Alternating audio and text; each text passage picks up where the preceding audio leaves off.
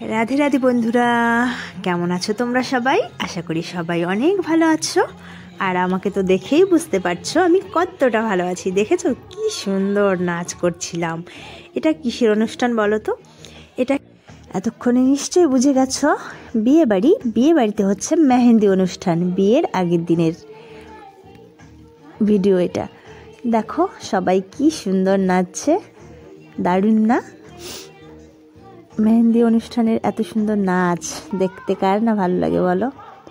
তো ওদের নাচগুলো আমি দেখছিলাম আর ভাবলাম আমি একা কেন দেখবো, চলো আমার বন্ধুদেরকেও দেখাই, একটু ক্যামেরাবন্দি করা যাক।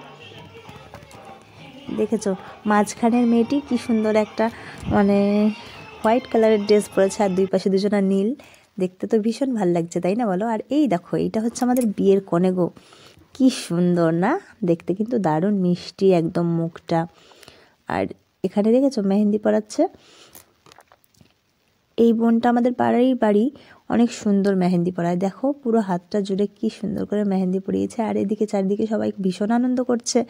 ওদের আনন্দ দেখে আমারও মনে হচ্ছিল আমিও খুব আনন্দ করি। কিন্তু আমার এই পুচকে সোনা বাবাটাকে দেখেছো, ও তো কিছুতেই আমার কোল থেকে নামছে না, কিছুতেই না।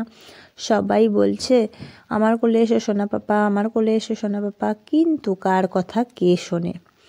ও তো আমার কাছ থেকে যাচ্ছেই না, একটুও সরছে না, যে মামামের কোলেই থাকতে হবে।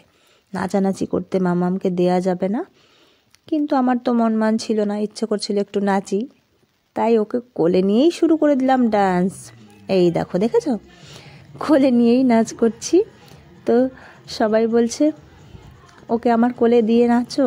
কি করে দেবো বলো তো? কিছুতেই যদি না যায় তাহলে কি দেয়া যায় ওকে? তো ভাবলাম ঠিক আছে, ইচ্ছে যখন করছে নাচ করতে, আর জানো তো ইচ্ছে থাকলে উপায় হয়, তাই না? কথাটা কিন্তু একদম সত্যি। তো আমার ইচ্ছে যখন হয়েছে একটু তো নাচ করেই নেব। তো দেখেছো যেমন কথা তেমন কাজ, সুন্দর করে নাচ করে নিচ্ছিলাম। আর এই দিকে ওরা দেখো আবার শুরু করে দিয়েছে সুন্দর সুন্দর গানের ডান্স। আর এদিকে ক্যামেরাম্যান সব কিছু ক্যামেরাবন্দি করে নিচ্ছে।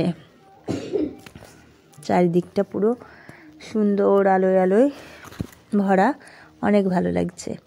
বিয়ের কনের মেহেন্দি প্রায় পরানো হয়েই এসেছে, আর একটু বাকি আছে।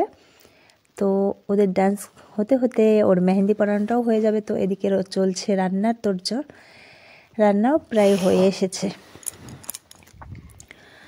রান্না হতে হতে আমি একটু চারিদিকটা ঘুরে দেখছিলাম। তো প্যান্ডেল আলারা ওই বিয়ের মণ্ডপটাকে সাজাচ্ছিল, এখনও পুরো কমপ্লিট হয়নি। আর এই দেখো আমার দুটো সোনা পাপা, ও তো কোল থেকে নামছিল না, তাই ওকে একটু চেয়ারে দাঁড় করিয়ে দিয়েছিলাম। আর ওর দাদাভাই ওকে কোলে নিচ্ছিল, ও ভীষণ কাঁদছিল। তো আমি যখন ওকে একটু নিয়ে হাঁটছিলাম তখনও চুপ করে হাঁটছিল আমার সাথে টুকটুক করে। দেখেছো এখন পুরো চুপচাপ হয়ে গেছে। আর যখনই কেউ ধরে তখনই প্যা প্যা প্যা প্যা করে কান্না করে। আর এই দেখো বলতে বলতে দিকে খাবারও দিতে শুরু করে দিয়েছে আমার সোনা পাপা। আমি বসে গেছি খেতে, আরও অনেকেই বসেছে। তো ভাত দিয়েছে, ডাল দিয়েছে, আর এই দেখো শুরু করে দিয়েছি খাওয়া। রাতও হয়ে গেছিলো বেশ অনেকটাই। তো তাড়াতাড়ি করে খেয়ে দিয়ে নিলাম। খেয়ে দিয়ে আসার সময় একটু দেখো গণপতি বাপ্পাকে প্রণাম করলাম। প্রণাম ঠনাম করে চলে এলাম বাড়ি। আমি বলবো বাই সবাইকে, শুভরাত্রি।